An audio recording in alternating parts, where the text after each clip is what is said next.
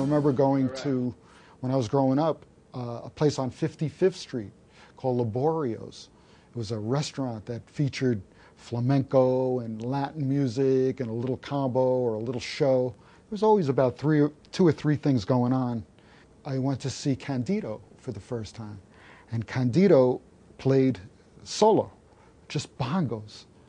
And it was the first time that I ever saw a drummer actually perform by himself. He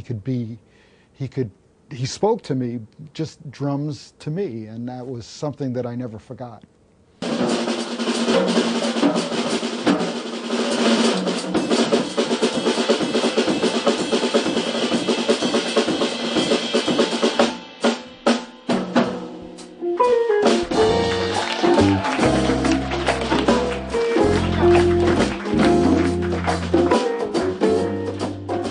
As I grew up, I figured, it was normal to see, that level of musicianship and in all the art forms, not just music, but in all the art forms. So once I found that I could go into different areas, I went to the Bronx, I played, different people I learned from, Puerto Rican style, Cuban style.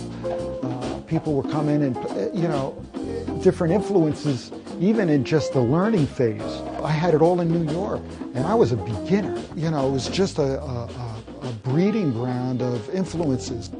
Basically, that's a roundabout way, but that's from where the songs from MetroTang really come from.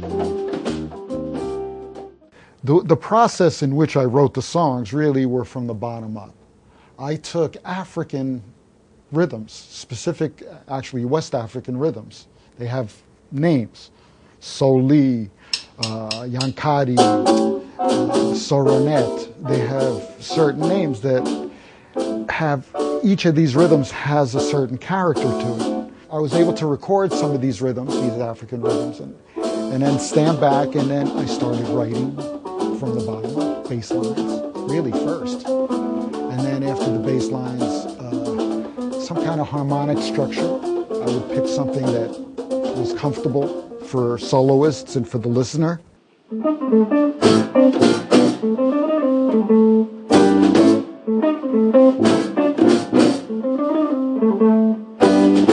But interesting enough to make it interesting. And then the very last thing I did was I created the melodies.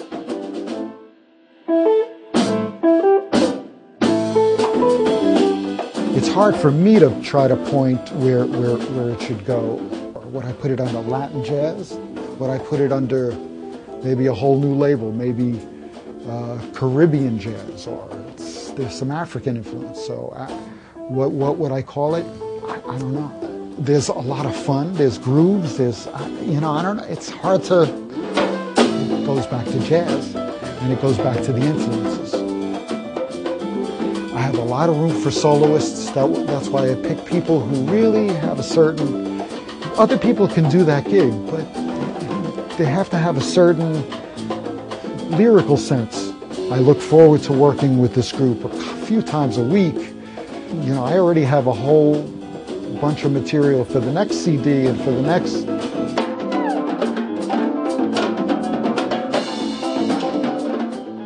We're honest about what we're trying to do. The music is real, it goes in some different directions. We try to milk it, we have fun in those areas, and we try to make it belong to us.